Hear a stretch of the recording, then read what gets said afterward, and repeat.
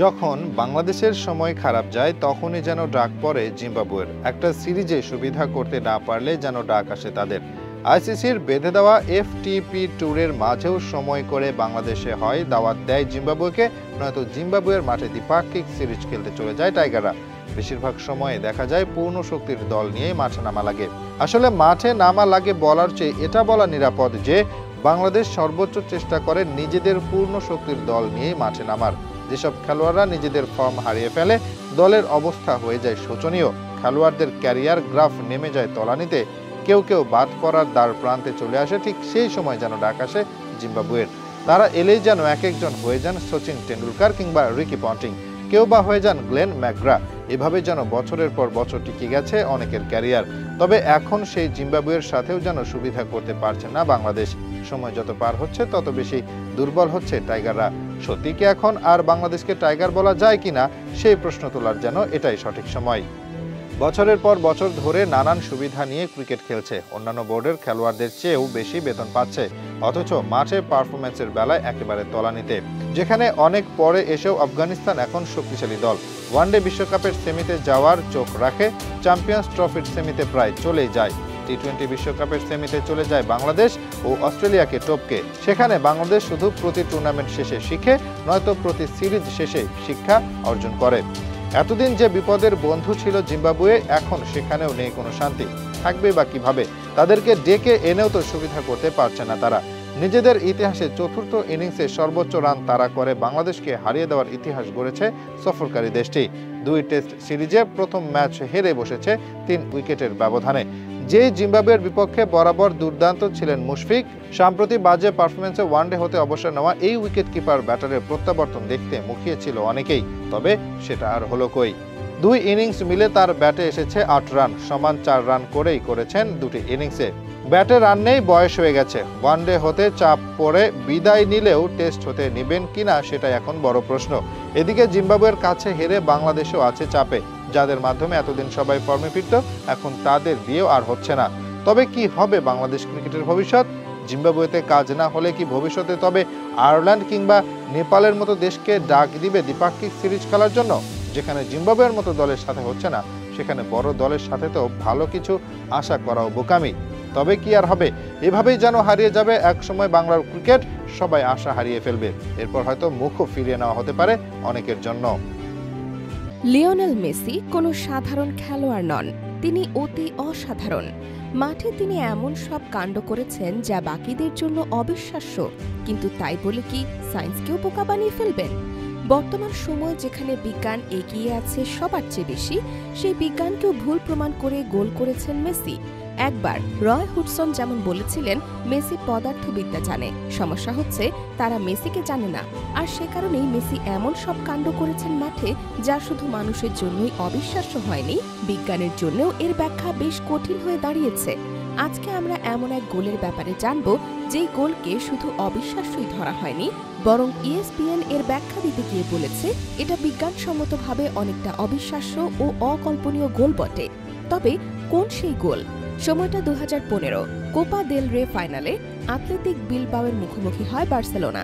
সেই ম্যাচে মেসির 2 গোলে ভর করে 3-1 ব্যবধানে জয় পায় বার্সা, যার প্রথম গোলটা ছিল ঐতিহাসিক, যেখানে দেখা যায় 4 জন খেলোয়াড়কে কাটিয়ে এরপর তার শট গোলকিপারকে পার করে জড়িয়ে যায় জালে। তবে কিভাবে সেটা বিজ্ঞানকে ভুল প্রমাণ করে, চলুন সেটাই জেনে নেওয়া যাক। দানি আলভেসের কাছ থেকে যখন বক্সের সামনে ভেতরে বল পান মেসি, তখন একজন খেলোয়াড় ঘিরে থাকেন তাকে। এই খেলোয়াড়কে কাটিয়ে যাওয়ার আগেই 3 জন ঘিরে ধরেন মেসিকে। এই একজন হতে 3 জনের কাছে যেতে তার সময় লাগে 2.73 সেকেন্ড। এই সময়ে তার গতিবেগ ছিল 19.5 মাইল প্রতি ঘন্টায়, যা আমেরিকান ফুটবল স্টার জামাল চার্লসের গতির চেয়েও বেশি। মজার ব্যাপার হচ্ছে, তিনি যা বল ছাড়া করেন, মেসি মাঠে সেটা করে দেখান ফুটবল নিয়ে। এরপর যখন 3 জন খেলোয়াড় তাকে ঘিরে ধরে, তাদের দূরত্ব ছিল মেসির চেয়ে মাত্র 6 ফুট। মাত্র 1.2 সেকেন্ডের মাঝে এই 3 জন খেলোয়াড়কে কাটিয়ে যান মেসি, যার জন্য তার প্রয়োজন হয় মাত্র 3টি টাচ। একবার নিজেকে প্রশ্ন করুন, একজন সাধারণ মানুষ 3 জন খেলোয়াড় কাটিয়ে চলে গেছে, তাও 2 সেকেন্ডের কম সময়ে, সেটাও আবার 3 টাচে। প্র্যাকটিক্যালি এটা অসম্ভব। এরপর আরেকজন খেলোয়াড়কে বক্সের কাছে গিয়ে কাটিয়ে নেয়া শট জড়িয়ে যায় জালে। এখন সবচেয়ে মজার বিষয় কি জানেন? এই গোলের জন্য মেসির লেগেছে মাত্র 11 সেকেন্ড। আর এই সময়ে তিনি মাঠ কভার করেছেন প্রায় ৬০ গজ।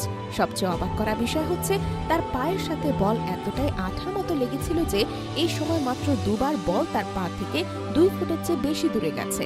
তার নেওয়া শট যদি কোনো কারণে আর ১.৫ মিলিমিটার ডান অথবা বাঁ দিকে লাগত, তবে গোলকিপারের হাতে বল আটকে যেত কিংবা বাইরে চলে যেত।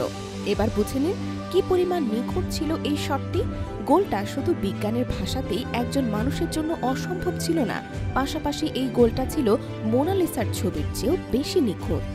ক্রিকেটে একটা প্রবাদ বেশ প্রচলিত, ক্যাচ মিস তো ম্যাচ মিস। একটা ক্যাচ বদলে দেয় ম্যাচের ভাগ্য।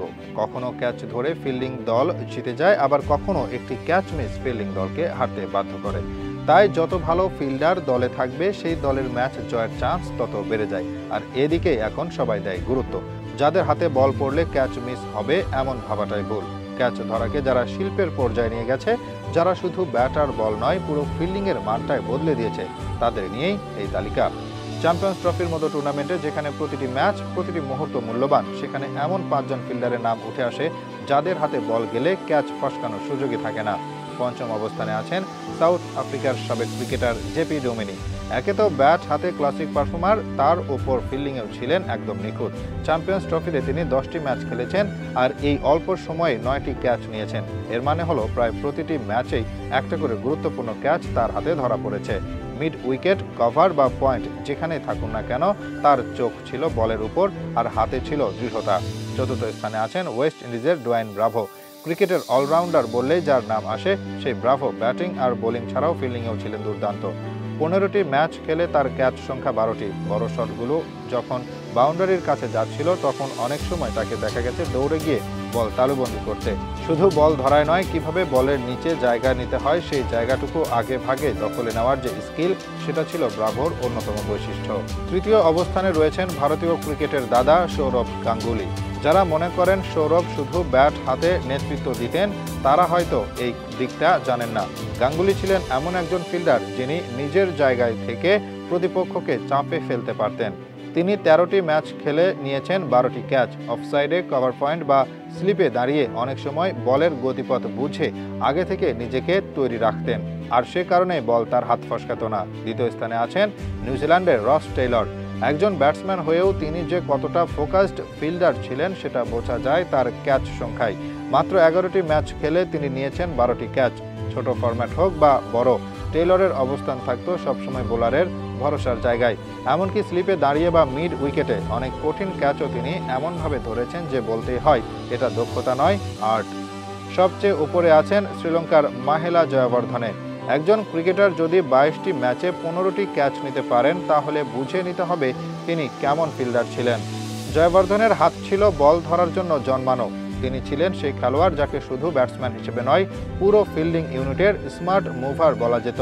ফাইন লেগ হোক, স্লিপ হোক বা থার্ড ম্যান যেখানেই থাকতেন, তার মাথায় সবসময় চলতো ম্যাচের আগাম হিসাব, আর সেই হিসাবেই বল পড়তো ঠিক তার হাতেই। পাড়ায় যখন বাচ্চারা ক্রিকেট খেলে তখন তাদের অনেক নিয়ম থাকে। এই যেমন যার ব্যাট তার আগে ব্যাটিং, তার আগে বোলিং, সে ভুল করলে সেই ভুল মাফ। যদি প্রতিপক্ষ তার সাথে কোনো অপরাধ করে তবে সে চাইলেই রাগ করে খেলা ছেড়ে দিতে পারবে। তার যাকে ভালো লাগবে না সে বাদ। রিয়াল মাদ্রিদ যেন পেশাদার ফুটবলে সেই বাচ্চা। আমাদের মন মতো রেফারি দাও, নয়তো আমরা খেলবো না। প্রতিটি দল যেখানে চেষ্টা করে খেলোয়াড় দিয়ে নিজেদের শক্তিশালী করার, সেখানে রিয়াল মাদ্রিদ যেন আলাদা। তারা নিজেদের শক্তিশালী করতে চায় রেফারি দিয়ে। তাই তো ম্যাচের আগে রেফারি নিয়ে অভিযোগ করেছে মাদ্রিদ। সাধারণত দেখা যায় যখন কোনো দল হেরে যায় কিংবা বারবার ভুল সিদ্ধান্তের শিকার হয়, তখন ম্যাচ শেষে রেফারির উপর অভিযোগ করতে পছন্দ করে সবাই। তবে রিয়াল মাদ্রিদ যেন এখানেই বাকিদের চেয়ে আলাদা। তাদের সাফল্যই যেন এনে দিয়েছে রেফারি। তাই তো ম্যাচের আগেই এবার রেফারিকে নিয়ে শুরু করেছে যত বিতর্ক। তবে কি হয়েছে? মূলত কোপা দেল রে ফাইনালে রিয়াল মাদ্রিদ মাঠে নামবে বার্সেলোনার বিপক্ষে, যে ম্যাচ পরিচালনার জন্য দায়িত্ব দেওয়া হয়েছে রিকার্ডো দে বার্সকে। এই রেফারিকেই যেন মেনে নিতে পারেনি রিয়াল মাদ্রিদ। একেবারেই শুরু করে দিয়েছে শিশুদের মতো আচরণ। যদি আমাদের মনের মতো রেফারি না দাও তবে আমরা মাঠে নামব না। প্রথমে তারা আবেদন করে ফেডারেশনের কাছে রেফারি বদলে দেওয়ার জন্য। যখন তাদের প্রস্তাব প্রত্যাখ্যান করে তখন রিয়াল মাদ্রিদ বনে যায় শিশু মাদ্রিদ। শুরুতে নিজেদের কোচ ও খেলোয়াড়কে প্রেসে পাঠানোর সিদ্ধান্ত বাতিল করে, এমনকি কোপা দেল রে এর যে ঐতিহ্য, ফাইনাল ম্যাচের আগে দু দলের প্রেসিডেন্টের মাঝে ডিনার করা, ফটো সেশন সবকিছু বাদ দেয় রিয়াল মাদ্রিদ। যখন দেখে এতেও কাজ হয়নি তখন তারা ফাইনাল ম্যাচ না খেলার হুমকি দেয়। যদিও এতেও কাজ হয়নি, উল্টো অফিসিয়াল হতে জানিয়ে দেওয়া হয় যদি তারা ফাইনালে না খেলে তবে বার্সেলোনা শুধু চ্যাম্পিয়নই হবে না, পাশাপাশি পরের সিজনে রিয়াল মাদ্রিদকে বাদ দেওয়া হবে কোপা দেল রে হতে। এতে যেন টনক নড়ে উঠেছে মাদ্রিদের। এভাবে তো আর বেশি দূর যেতে পারবে না তারা। এত কিছু করেও কোনো কাজ হয়নি, তাই শেষ পর্যন্ত সিদ্ধান্ত নিয়েছে ফাইনালে মাঠে নামার। প্রশ্ন আসতে পারে এত কিছু কেন করেছে রিয়াল মাদ্রিদ? এর কারণ হতে পারে দুটি। প্রথমত, যেহেতু এই মৌসুমে 2 ম্যাচেই বার্সার কাছে এক হালি করে গোল হজম করেছে তারা, চাচ্ছে না হয়তো আরও একবার লজ্জায় পড়তে। কিংবা এটাও হতে পারে রেফারি কাণ্ডে কাহিনী করছে যাতে করে ফাইনালে রেফারির সাহায্য পায় তারা। কারণ রেফারির সাহায্যে অসংখ্য বড় বড় ম্যাচে জয় পেতে দেখা গেছে তাদেরকে। এমনকি চ্যাম্পিয়ন্স লিগের ফাইনালেও রেফারির সাহায্য পেয়েছে তারা। এদিকে বার্সা প্রেসিডেন্ট জোয়ান লাপোর্তা বিশ্বাস করে মাদ্রিদ এত সব কাণ্ড করেছে শুধু রেফারিকে প্রেসার দেওয়ার জন্য এবং নিজেদের পক্ষে সিদ্ধান্তে আনার জন্য। এত কিছু হওয়ার পর এই রেফারি নিশ্চয়ই আর মাদ্রিদের বিপক্ষে কোনো সিদ্ধান্ত দিবে না যা তাদেরকে সাহায্য করবে কোপা দেল রে ফাইনালে। একটু এই দৃশ্যটা দেখুন, বলের উপরে পানি ঢালছেন রাফিনহা। এটা মূলত পেনাল্টি নেওয়ার আগ মুহূর্তে বলের উপর পানি ঢেলে নিচ্ছেন ব্রাজিলিয়ান এই তারকা। কিন্তু আপনি জানেন কি কেন সে বলের উপরে পানি ঢেলেছে পেনাল্টি নেওয়ার জন্য? এর পেছনেও লুকিয়ে আছে বিশেষ একটি কারণ। অনেকে অবশ্য সমালোচনা করছে বলে পানি ঢালার ব্যাপার, তবে নিয়মের মধ্যে থাকায় এটা করতে পেরেছেন ব্রাজিলিয়ান এই তারকা। কিন্তু কেন এমনটা করেছেন তিনি? ঘটনাটি গত 19 এপ্রিল বার্সা ও সেল্টা ভিগোর মধ্যকার ম্যাচে, যেখানে 62 মিনিটের সময় ইগলেসিয়াসের হ্যাট্রিকে ভর করে 3-1 গোলে পিছিয়ে পড়ে কাতালান ক্লাবটি। তবে এরপর শুরু হয় রাফিনহার জাদু। শুরুতে দানি অলমোকে অ্যাসিস্ট করে ব্যবধান কমাতে সাহায্য করেন, এরপর হেডে গোল করে দলকে ফেরান সমতায়। ম্যাচের অতিরিক্ত সময় পেনাল্টি পায় বার্সা। সেই পেনাল্টি নেওয়ার জন্য এগিয়ে যান এই মৌসুমের সবচেয়ে ধারাবাহিক পারফর্মার। অতিরিক্ত সময়ে গোল করলে এগিয়ে যাবে দল, তাতে নিশ্চিত হবে 3 পয়েন্ট। শুধু তাই নয়, এই জয় তাদেরকে এগিয়ে নিতে পারে শিরোপার দিকে। তাই এই পেনাল্টি ছিল অনেক বেশি গুরুত্বপূর্ণ পেনাল্টি, তাও আবার শেষ মুহূর্তে। যদি কোনো ভুল হয় খোয়ানো লাগবে 2 পয়েন্ট। আর সে কারণেই কোনো ঝুঁকি নেননি রাফিনহা। তখন দেখান বুদ্ধির খেলা, বলের মধ্যে ঢেলে দেন পানি। আর যেই ভিডিও নিয়ে হয়েছে বিস্তর আলোচনা। মূলত বল যদি ভেজা থাকে তবে সেই শটে গতি বেড়ে যায় খানিকটা, আর সেটা মাথায় রেখেই মূলত বলের মাঝে পানি ঢেলে দেন রাফিনহা, যেন গোলকিপারের হাত বরাবর গেলেও সেটা আটকে রাখতে না পারেন। বলে পানি দিলে যে শুধু গতি বাড়ে সেটাই কিন্তু না, বলে পানি দেওয়ার কারণে গোলকিপার যদি বল আটকাতেও যায় তখন তাকে একটু হলেও সমস্যার মুখোমুখি হতে পারে। আর সেসব মাথায় রেখেই এই কাণ্ড করেন রাফিনহা। একেবারে যে কারণে তিনি এই কাজটি করেন সেটাই ঘটে যায় হুবহু। কারণ গোলকিপারের বাঁ দিকে শট নেন তিনি, আর সেই শটটা সঠিক দিকেই অনুমান করেন গোলকিপার। বাঁ দিকে ঝাঁপিয়ে পড়েছিলেন তিনি, তবে বল পর্যন্ত আর পৌঁছাতে পারেননি। তিনি বলের কাছে আসার আগেই বল জড়িয়ে যায় জালে। একদম পারফেক্ট ক্যালকুলেটিং বলতে যা বোঝানো যায় সেই কাজ করেছেন এবং তাতে সফল হয়েছেন রাফিনহা। সেল্টা ভিগোর বিপক্ষে তিনি করেন অবিশ্বাস্য পারফরম্যান্স, আর তার এই পারফরম্যান্সে ভর করে 3-1 গোলে পিছিয়ে পড়ার পরেও 4-3 গোলের দুর্দান্ত কামব্যাক করে বার্সেলোনা, যেখানে 2টি গোল আর 1টি অ্যাসিস্ট করেন ব্রাজিলিয়ান তারকা। এই মৌসুমে ব্যালন ডি'অর জয়ের দৌড়ে সবচেয়ে বেশি এগিয়ে আছেন তিনি। বিশেষ করে যেহেতু লা লিগার শীর্ষে আছে বার্সা, হয়তো শিরোপা উঠবে তাদের হাতে। কোপা দেল রের ফাইনালেও কাতালান ক্লাবটি, আর সবচেয়ে গুরুত্বপূর্ণ চ্যাম্পিয়ন্স লিগের সেমিতেও আছে দলটি। তাই এই মৌসুমে ব্যালন ডি'অর জয়ের বেশ ভালো সম্ভাবনা আছে তার। শুধু যে ভালো একজন খেলোয়াড় রাফিনহা তা কিন্তু নয়, তার চেয়ে ফুটবল আইকিউ অসাধারণ, সেটাও প্রমাণ করেছেন তিনি।